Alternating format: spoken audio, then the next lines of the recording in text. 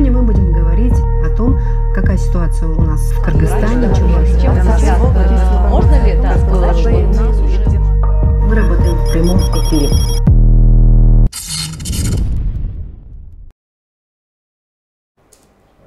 Саламатсыздарбы, урматтуу телекөрүүчүлөр, Кыйын ток-шоу программасы өз ишин баштады.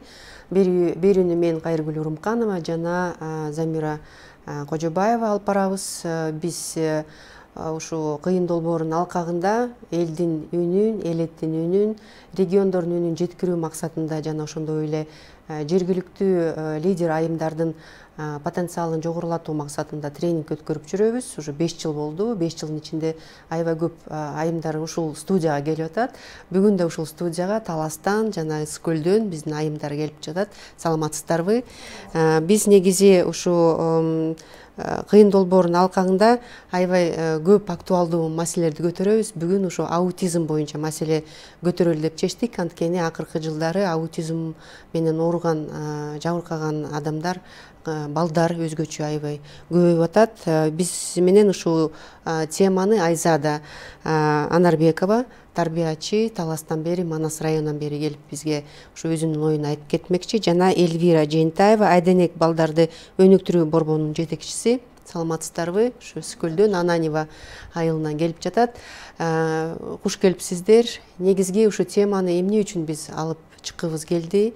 Жана мунун түп тамырында эмне турат? Ошо боюнча да силер айтып кетсеңиздер. Ушул теманы өзүңөр демилгеледиңер. Сизден баштасак. Саламатсыздарбы? Бул негизи аутизм өтө бир бардыгыбызга эле тиешелүү. Бул айрыкча эң кичинекей балдардан башталып атат да.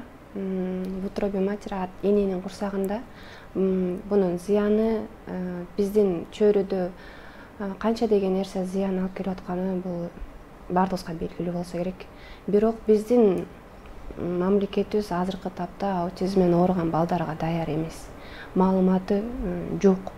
Ошону бир алдыга жылдырсак, бир маалымат таратсак, анан ошондой балдар менен кандай мамиле түзүү керек, анан андай балдар менен чөйрөдө, социумда кандай караш керек, ата-энелерге эле алардын башына ошондой түшө турган болсо окуя, алар кандай кылып баланы кабыл алат, анан кандай балдарга мамиле жасайт, кандай тарбия көрсөтөт. Анан чөйрөдө ал кыйынчылык деген өтө көп, айрыкча энелерге, бага энелердин психологиялык жактан да жабыркашы дагы мүмкүн да, ошол аутизм баланы төрөп алгандан кийинчи.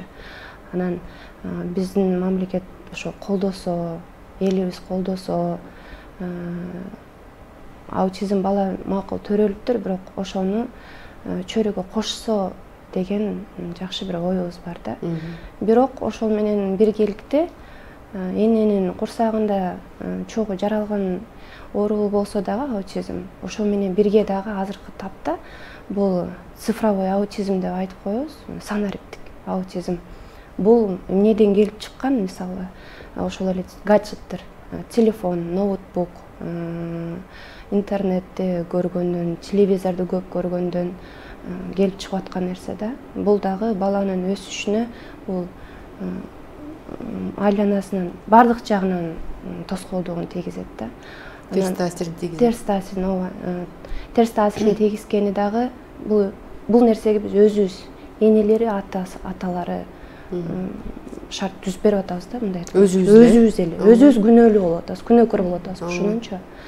Бул деген башка мындай кеңирээк маселе болуп атат да. Цифра аутизм бул чын эле жөнөкөй мындай нормалдуу төрөлгөн, жакшы өнүккөн баланы өзүбүз эле ошо телефон менен, гаджет менен берип туруп, өзүбүз тынч отурсун деп эле аутизмге өзүбүз алып келип атабыз. Анткени чын эле телефон менен гаджеттерди көргөн бала ал эчтеке менен иши жок болуп калат экен, эчтекеге кызыктуу эмес ага жашоо, ага ушул эле бир эле гаджет берип койсоң ошо менен эле жашап калат экен. Бул туура маселе. Бирок негизги түп тамырынан бул маселе качан чыкты? Биз ушундай оору тууралуу ушу акыркы 30 жылда эле билип калдык. Мурун жок беле же мурун бар болчу беле? Биз азыр ушу аутизмге көбүрөөк көңүл буруп калдык да. Мурун деле бул оору негизи бар экен. Бизде болгону мына кийинки жылдары эле, бирок анда деле так коюлбайт да диагноздар. ушундай болушу мүмкүн деп коет. Ошого бизге кесипкөй бир психологдор жок, ошол психотерапевттер жок дегендейчи, ошол нерсе ооруну бир аныктап, анан аденеге бир так жолду көрсөтө турган жакшы бир кесипкөй ишин жакшы алып барган адамдар, адистер жетишпейт бизде. Бул нерсе бул негизи үй бүлөдөн башталат да. Ата-эне ошол нерсеге ким эле балам ушундай төрөлүп калат деп күтпөйт да. Жакшы аман эсен деп. Анан үй бүлөдө ошондой бала пайда болгондо анан ата-энеде оорчулуктар ошондо жаралат. Ошол нерсени ата-эне өзү кабыл алабы, кабыл албайбы? Анан ата-эне өзү кабыл албаса, коом кандай кабыл алат деп уялуу сезимдер болот. Анан баланы баягы жашынтып отуруп эле, элден уялып отуруп эле, анан баланын тагдырына балта чаап койгонубуз да ата-энеден болуп атат, үй бүлөдөн биринчиденчи. Анан ошо жанагы адистердин жетишсиздиги ал мамлекет тарабынан жардам болмок бизге. Эгерде бизге жакшы адистерди даярдап берсе, шаарда гана эмес, имин айыл жергесинде, элет жергесинде ошол балдар менен иштеген жакшынакай бир борборлорду түзүп ачып, ошол жерге адистерди алып келип же болбосо окутуп берсе деген бизде ушундай максаттарыбыз бар, ошол нерсеге жетели дегенчи. Анткени жакындарыбыздан эле мындай көрүп атабыз да, ошол бала үчүн эми ата-эне көп нерсеге барат да. Балдарыбыз эми кийин коомго кошулуп кетсе экен, коом менен чогуу кийин үй бүлө куруп кетсе экен деп ойлоп, анан шаарга алып келет. Чоң шаар, мисалы Бишкекке алып келип атат. Ар кандай борборлорго, көбүнчө деген бул жеке борборлор да, жеке ишмерлер ачкан борборлор. Ал жерге эми күнүнө дейт, мен тааныштардан да угуп көрдүм, күнүнө 1,5 миң сом төлөйбүз дейт. Анын өзүмдүн башка балдарым бар дейт. Тамак ашым бар, квартирага, анткени үйүм тиякта, биякта мен квартира алышым керек. Ошол жерде анан элестеткиле, мен күнүгө бир 5-6 миңди коротушум керек. Ал бир айда канча болот, бир жылда канча болот дейт да. А мен андан арыда жашашым керек да. Бир эле баланы карап отура албайм да дейт да. Анан ошол нерсе аябай көйгөйлүү маселе болуп атат. Ушу эмнеге айыл жергесинде жок? Айыл жергесинде бизге статистика боюнча мынча бала деп коет.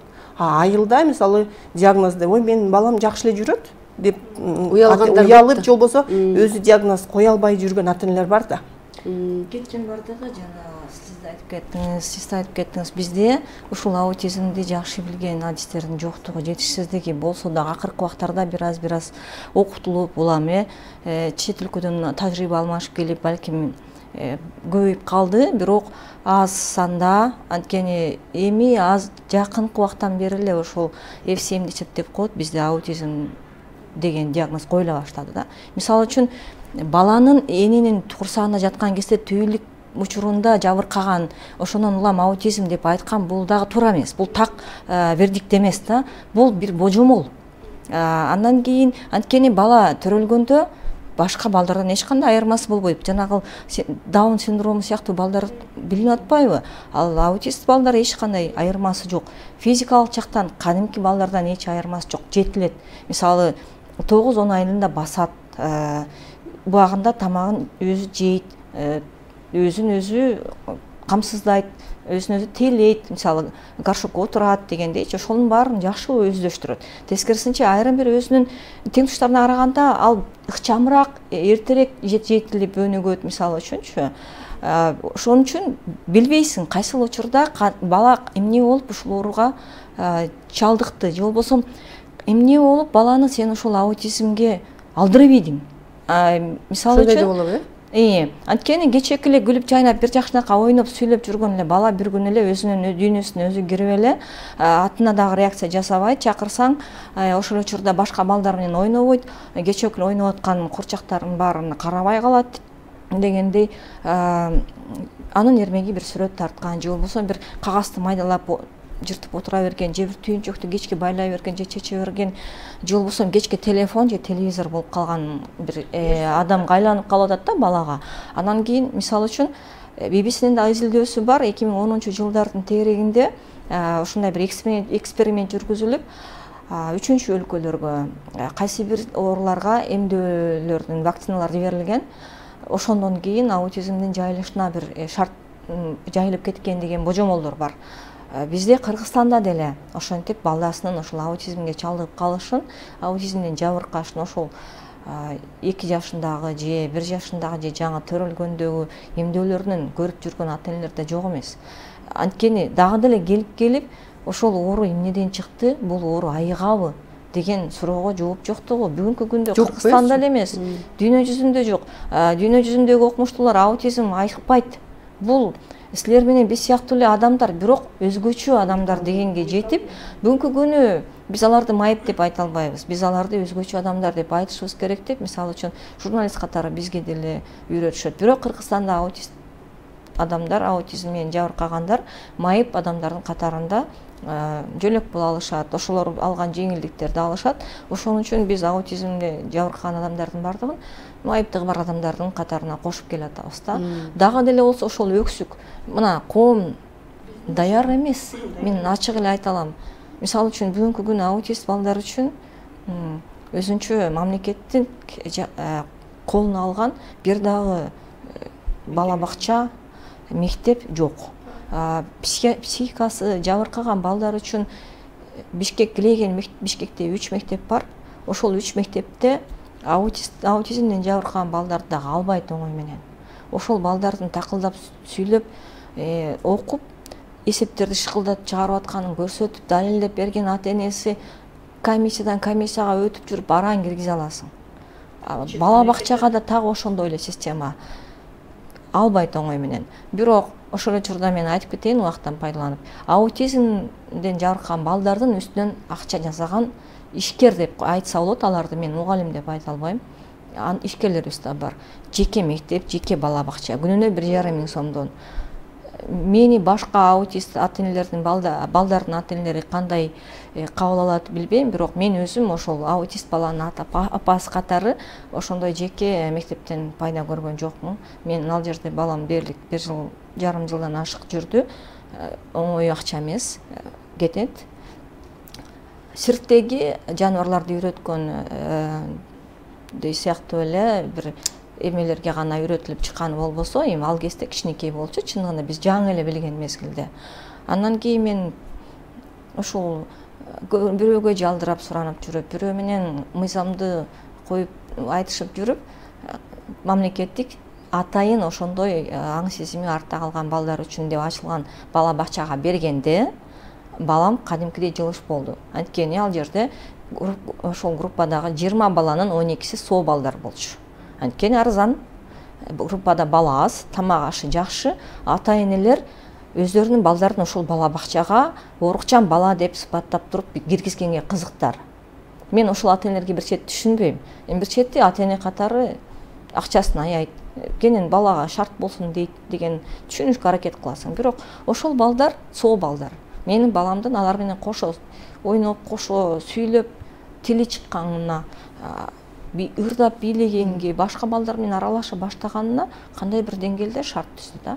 Ошол бала бакчага баргандан кийин бала өзгөрдү, сүйлөдү, аралаша баштады дегендей. Мен ошон үчүн жанагы бардык эле адистер ошо башынан өткөргөндөр билген үчүн ушул аутист өзгөчө адамдарды коомго болушунча өгөйлөбөстөн аралаштыруу аракетин көргөнүн мен мындай жөндөн жөн эмес деп ойлойм да. Анткени коом өзү буларды кошуп эме кылып атат. Ооба, кайсы бир деңгээлде коркунуч келтирет, булар агрессивдүү деп албай атпайбы биздин балдарда мектепкечи. Ошол эле кыйынчылык мага мектепке барганда дагы келди да. Жок, F70 деген диагноз менен албайт. Жалдырап, жалынып, мына бул биз садикте жүрдү, өзүңүздүн колуңузда, эми бул мектепке барса деле ошондой эле ийгилик жаратат деп ишенем, сиз да ишениңиз деп 1 жылдык сыноо мөөнөтү менен, анан кийинки жыл дагы 1 жылдык сыноо мөөнөтү менен ушинтип келип, араң 6 класска келгенде анан ушул аягына чейин 8 класста окуп бүткөнчө келип окуса болот деген эмеге жетиштик да. Агрессиясы бар, анан тигиндет, бундет деп коомдун өзүндө түшүнүк жок. Тескерисинче аутист балдардан, жөнөкөй балдардын үйрөнө турган жакшы жактары да болушу мүмкүн, бирок ошону мисалы бала билбейт, бала ойной берет да келип кандай бала экенин түшүнбөй эле. Ошол сенин балаң менен ойноп аткан баланы атасы келип же апасы келип акырын алып кетет. Сен аны көрөсүң, ошону айтабыз, үй бүлөдөн башташ керек. Үй бүлөдө ушундай балдар бар. Анан үйүндө деле ошол балага айтат да, жолу кокустан митип коюшу мүмкүн.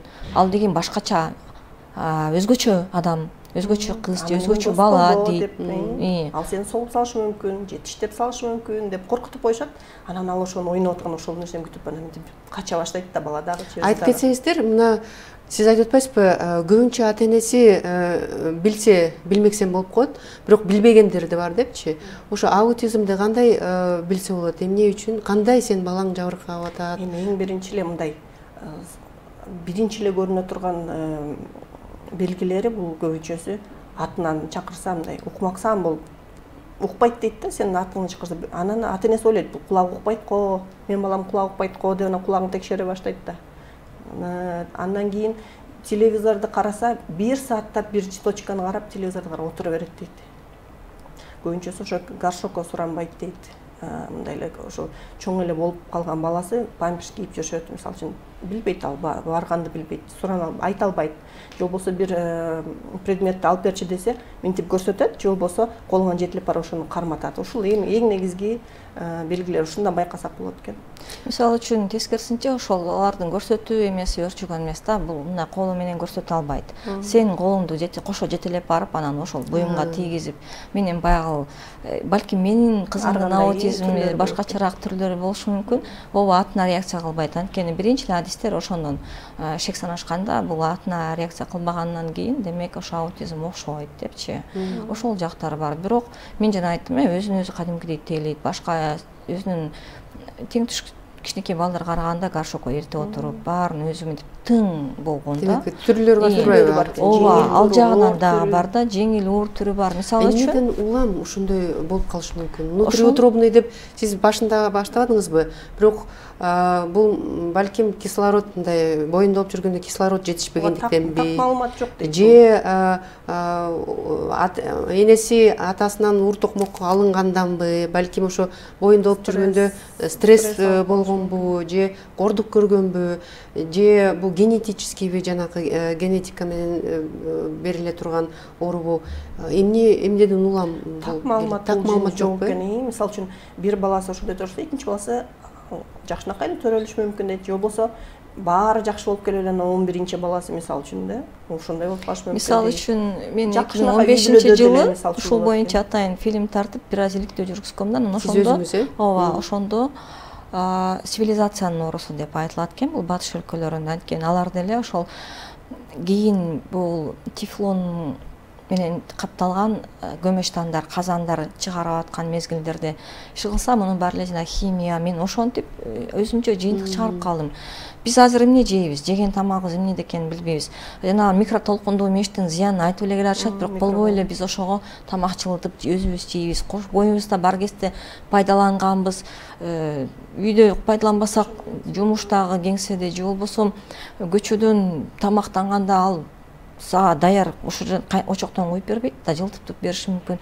Кыскасы, ушул бүгүнкү болуп аткан жанагы цифралык санариптик аутизм деген дагы гаджеттердин туш тараптан бизди курчап турганы дагы таасирин тийгизет да. Сопсоо эле аман эсен жакшынакай эле бала чындап эле эмне үчүн телефонго көз карандысыз болуп калат, эмне үчүн компьютерге көз карандысыз болуп эле, көз каранды болуп эле, ошонун алдынан жылбай эле упчусу ушул турбайбы деп тамашалап калбадыкпы? Ыйлайт, колуна телефон тийгенде басылат. Анан бул дагы бүгүнкү күнү мен ата-энелерди күнөөлөгөндөн алыспын. Ооба, бала менен көп сүйлөшүш керек. Анан ошол учурда баланы бизде уялышат.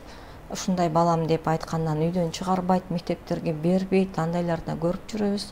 Тескерисинче бала менен иштеп, баланы ошол башка теңтуштарынан кем кылбай эле окутуп, жаздырып, андан аркы астрономия, физикага окшогондорду спортко бийге берип, бирок ошол учурда ошол спорт менен машыктыруучулар, спорт залдар, жана ийримдер, бийге, сууга сүзгөндү үйрөткөн мастерлер ошолор менен иштегенге жок дегенде кызыктар болуш керек да. Эми жок берсең да иштебейт. Биз мындай балдар менен иштеше албайбыз деп. Мен канча көп эле мисалы 10 эшикти каккыласам, ошонун бирөөнөн эле бул жооп болгон учурлар болгондо көп жерден эле телефондон айтып баштаганда эле жок биз андай балдар менен иштебейбиз. Ушинтип эле коюп кое берет да. Ал машыктыруучусу ошентип ал анткени өйдө жагында турган директору бар да. Анан алар коркот. Мектепте директор болбосо ата-энелерден коркот. Эртең мага бир ата-эне келип, эмне биздин балдар менен ушундай балдарды окутуп атасыңар деп айтышы мүмкүн деп ошол нерседен да катышат. Жоопкерчиликтен катышат да. Ошонун баардыгы келип келе эле коомдун даяр эместиги. Коомдун таасири ушундай азыркы болуп аткан ушундай учурларга кандай деп ойлойсуз? Эмне үчүн коом биздики бирок эгер чын эле карасаң коом аябай агрессивдүү, өзү коом агрессивдүү. Бири-бирибизди көрө албайбыз, бири-бирибизди басынтабыз, анан кайдакы балдарга көңүл буруп, Биз өзү мындай кичинекей көйгөйдүчү, из мухи слона деп орусча айтып коебуз го, кичинекей көйгөйдү биз аябай чоң кылып кабыл алып алабыз да.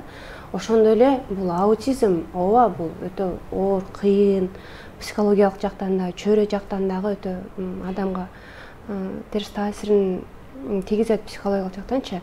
Бирок ошол нерсени биз ата-энелер, ошол эле чөйрө кандай кабыл алсак, аны биз чоң эле аябай глобалдуу проблема, окуй ал бала деген кандай мындай деп ашырып алсак, биз баардыгыбыз ошондой кабыл алабыз. Жок, бул кадимкидей эле бала, кичине өзгөчөлүгү бар.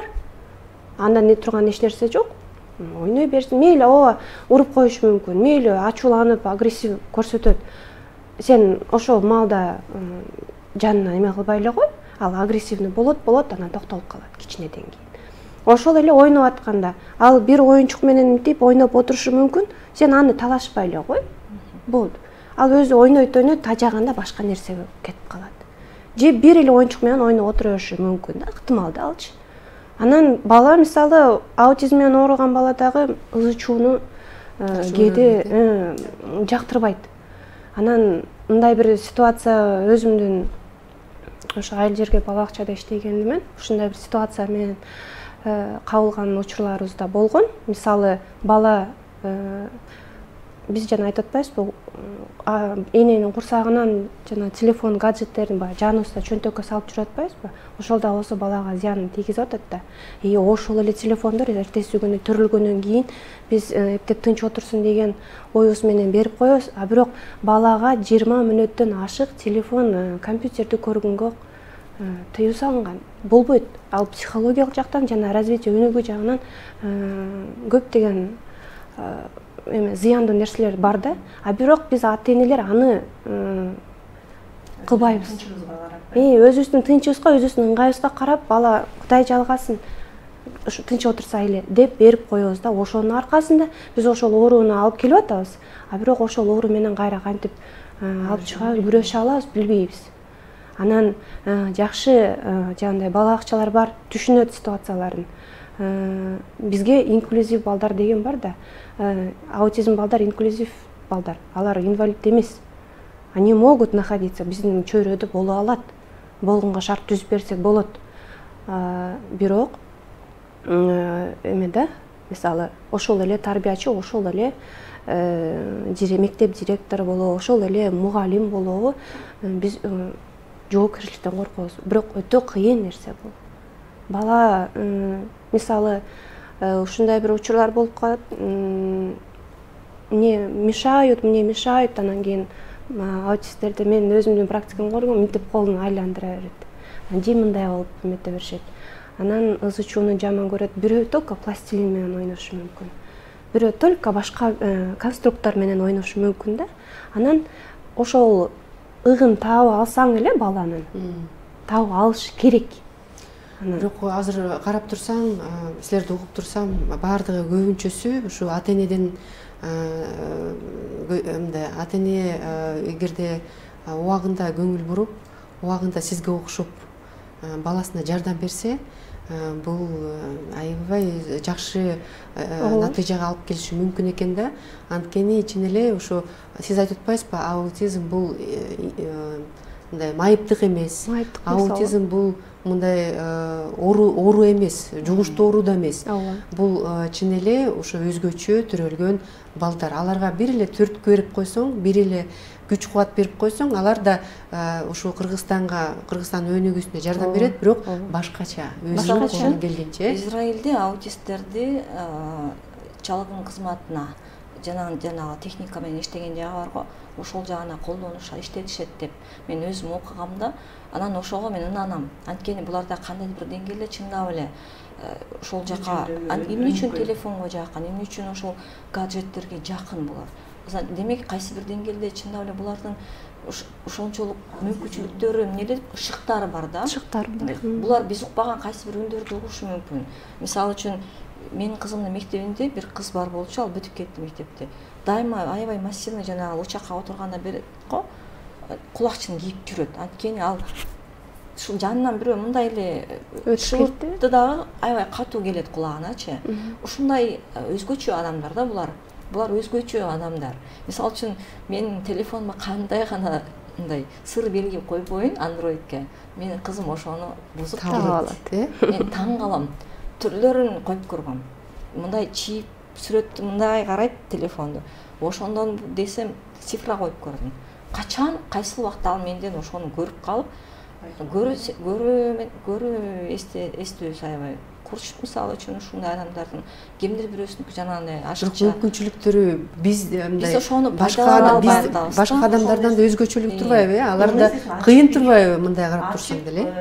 Башка жагы ошонун нерсесин өнүктүрүп, колго кошуп берген биздин максат ошол болот да. Физикалык жактан күчтүү жактары бар. Мисалы үчүн айрым бир өзүнүн теңтуштарынан күчтүү штангист бир эмелер чыгышы толук ыктымал да буларданчы. Ошон үчүн мен ойлойм, чындыгында эле бизде инклюзивдүү билим берүү деген саясат бар. Канча бир миңдеген долларлык гранттар ошонун үстүндө жумшалып иштетилди, бирок бүгүнкү күнү ал иштебейт. Мен алып барам, жок, албайт. Кадимки мектепте, билим берүү мектебине албайт. Инклюзивдүү жөн эле айтып коюшат, инклюзивдүү билим алуу десе биз ойлойбуз, пандустарды коюп койдук, болду. Ал жана акылеси жайында, бирок адистер кайдан келет? Кыймыл чектелүү адамдар үчүн керек болсо адистерибиз эмне кылат? Заочный тапшырат дагы, анан келип эле иштей берели, анан практикага кете берет дегенсип иштеп жүргөн адистер да көп да. Анан жөнөкөй эле мугалим барып эле анан ушундай бала келип атса чочуйт ал. Анан класстарда 30-40 бала болсо анан бирөө ушундай бала болсо анан тигилерге убакыты жетпесе анан жөнөкөй уникал башкача балага кантип көңүл буралат. Мугалимдерди да түшүнсөк болот ал жерденчи. Ошон үчүн эң башкысы бул жерде ата-энелерге чыдамкайлык, ата-энелердин түшүнүүсү, өзүнүн билимдүүсү, ушул аутизмден маалыматы болуш керек да. Көп эле тажрыйбабыздан деле көрүп атабыз, көп эле тааныштардан деле эми ушул аутист балдардын ата-энелери бири-бири менен мындай маалымат алып кат сүйлөшүп турабыз да. Анан бар кээ бирөөлөр бир эле ошол аутист баласынан кийин кайра төрөгөндөн коркуп, кайра балалуу болбой калгандар бар. Кээ бирлер 2-3 баласы болсо 2-3 тең аутист болуп калган да үй бүлөлөр бар. Анан ата-энеси ошол көтөрө албай ажырашып кеткен үй бүлөлөр дагы бар. Бирок баары келип эле баланын ошол кайсы бир мүмкүнчүлүгүн ачып, андан ары өнүктүрүп кетүү ошол ата-эненин колунда. Анткени бала биздин колубузда да дайыма болбосо дагы убактысынын көпчүлүк убакыт саатын чогуу өткөрөсүң. Анын кандай эмнеге шыктуу экенин баамдайсың, байкайсың дегендей. Ошон үчүн тескерисинче биз алардан уялганга милдеттүү эмеспиз да. Ал бала дагы Кудайдын жараткан пендеси. Мен сыяктуу, силер сыяктуу эле деп эле түшүндүрүп эле баарын айтыш керек. Катып отуруп жатпай кошумча кылып кетейин. Мындай экен да, эгерде маалымат жок да, анан өзүнүн баласы ооруп калганда эле анан мен аутист деген көрсө, аутизм деген нерсе бар турбайбы деп калат экен. Бул эмнени билдирет? Бул маалыматтын жоктугу. Башына келгенде гана билип атат ошол адамчы. Ошон үчүн биз эмне кылышыбыз керек? Маалыматты көбүрөөк жайылтып, ошол жөнүндө ар бир үй бүлөдө ушундай нерсе бар, болуп калышы мүмкүн деген жакшы бир кандай десек, долбоор деп коебузбу же мен барып эле бир 2 үй бүлөгө айтыш мүмкүн, 3-үй бүлөгө мамлекеттик программа болмоюнча кичинекей долбоордун бул натыйжасы азыраак го деп ойлойм.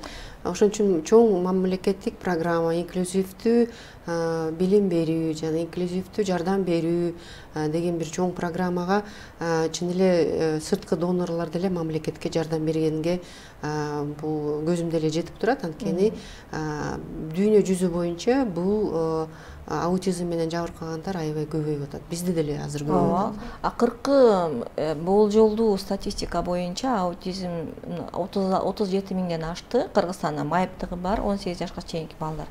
Ошонун ичинен 6 миңден ашууну ушул аутизмден жабыркаган балдар деп билбей жүргөндөр кайсы? Билбей жүргөндөр канча? Ошол эле адистер билбей башка диагноз коюп койгондор да канча. Ошон үчүн ооба балким билимдин өнүгүшү, бул технологиялардын күчөшү менен бул оорунун саны улам көбөйүп келатканын кооптонуу менен айтып келатышат. Анан эгерде биз дагы ошол дүйнөнүн бир бөлүгү катары андан качып кутула албагандан кийин биздин коом ошого даяр болгонго аракет кылыш керек. Сорос фонду ошо 34 мектептин базасында класс ачкан болчу, бирок 2-3 жылдан кийин каржылоосун токтотуп жабылып калган. Ошону министрлик же билим берүү башкармалыгы шаардык улантып кете алган жок. Ошол учурда мамлекеттик саламаттык сактоо министрлиги тарабынан бул багытта кандай иш алып барганы азырынча белгисиз. Билим берүү министрлигинде дагы адистер өтө аз. Ушул тармак боюнча иштеген айымдын мага аутисттерди мектепке киргизбеш керек деген маек курганда көзүм чекемеле чыгып кеткен, менен таң калгам. Анткени ошол анын күнөөсү жок. Стигматизация аябай чоң. Ата-энелер чогултуруп кайра жазат да. Менин биздин класста мына ушундай бала окутот. Эмнеге окутасыңар? Биздин жашынакай балдарыбыздын арасында ушундай бала деп туруп бөлүп коюшу мүмкүн. Ал ата-энеге кандай? Мен ошо айтып атпаймынбы, коом агрессивдүү депчи. Коом биздики мындай аябай бири-бирибизди жемелеп турганга даярбыз да. Негизи эгерде коом сабырдуу болсо, бири-бирибизге аяр мамиле жасасак, балким биз көп маселелерди жеңип чыгабыз деп ойлойм. Силерге чоң ыраазычылык билдирем. Ушул жерге келип өзүңөрдүн оюңарды айтып кеткениңер үчүн сизге өзгөчө, сизге чын эле дандык бериш керек. Ушундай сонун эне экенсиз, баланы деген аябай жакшы өстүрүп аптырсыз. Ошо балаңыздын келечегин көрүп, жакшылыгын көрүңүз. Бардыгыңыздарга чоң ийгилик каалайм. Биз менен Айзада Анарбекова, тарбиячы, Таластан бери келип турат. Жана ошондой эле Эльвира Жээнтаева, Айденек балдарды өнүктүрүү борборунун жетекчиси, Ысык көлдөн бери келди. Ийгилик силерге да, келип тургула, дагы көп маселелерди ошо элеттин маселесин көтөргөнгө биз да даярбыз. Келип туруп, анан ошо маселеңердин баарын элге айтып, чечип, чогуу коомду, жакшы коомду курганга аракет кылалы. Сизге да рахмат. Рахмат. Урматтуу телекөрүүчүлөр, ушуну менен биз эфирди жыйынтыктайбыз. Саламатта болуңуздар. Сегодня мы будем говорить о том, какая ситуация у нас в Кыргызстане.